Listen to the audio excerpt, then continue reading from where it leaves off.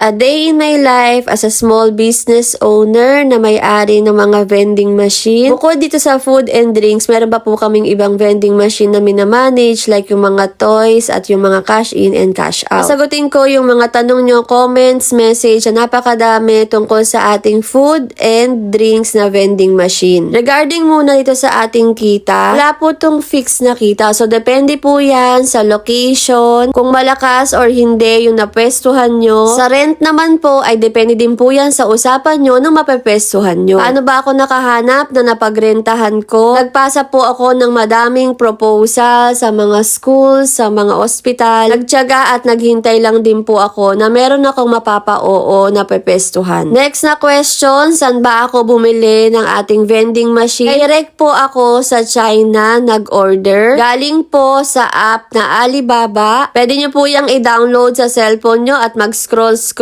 kayo ng mga vending machine para makahanap kayo ng mga supplier. Iba-iba po ang presyo ng vending machine, depende sa itsura, sa laki at sa supplier po. Pag nakapili na kayo ng vending machine na gusto nyo, kailangan nyo pong magbayad ng half para maayos nila yung vending machine nyo. Depende sa gusto nyong slot. Customize kasi to kung ilan yung gusto mong slots for drinks, for chips, for chocolates, kung ilang spiral, kung ano yung mga bills and coins na i-accept. Pwede kayong magdagdag ng online payment o ng QR payment. Sa case ko, para mas mura, mas pinili ko lang po yung bills and coins kasi meron po tayong dagdag na $750 pag nagdagdag tayo ng QR at online payment. After 20 days, saka lang po ako nag-full payment kasi tapos na po yung production ng vending machine ko. Lahat ng payment under Alibaba app lang po para merong insurance. Make sure na verified po yung supplier na bibilhan nyo para iwas scam. Ito nga pala ulit vending machine na in-order ko ay meron na rin po siyang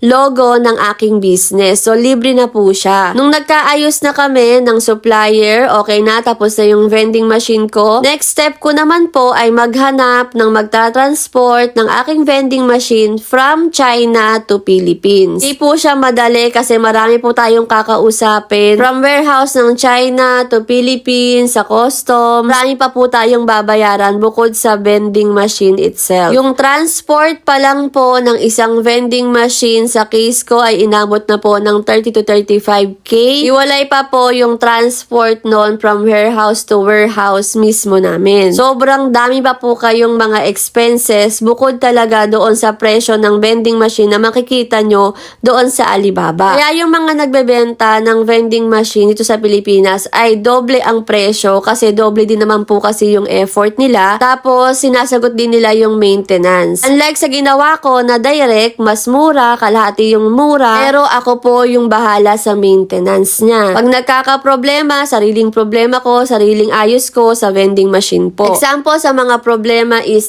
i-stock yung pera, ayaw maglabas ng change, ayaw maglabas ng product, nagahang yung system, biglang shutdown, ganun kadaming problema ang kailangan mo i-maintain. Pero unti-unti naman ay nagagamay ko na rin naman, kaya wag kayong magtaka kung bakit mas mahal pag hindi direct. Lahat naman po ng vending machine ay meron ng online system na kasama. Meron kang sariling username at password na ibibigay sa'yo si seller. Dito mo sa system, mamamonitor kung ilan na yung stock sa vending machine, ilan na benta mo, gaano kadami yung pera. Kung meron kang kailangang i-refund, lahat po yan ay nasa online system. Mukha lang po siyang madali, pero sobrang komplikado po talaga ang ganitong business. Dali lang kasi hindi mo siya tatauhan. Sa mga nagpaplano na magbuo o mag-put up ng vending machine business, nahihirapan kayo sa proseso na sinabi ko o binigay ko sa inyo, pwede nyo po akong i-message at bibigyan ko po kayo ng supplier na available na pwede nyong mabili dito sa Pilipinas. Mahal nga lang po pero yung maintenance ay kasama na po sa babayaran nyo.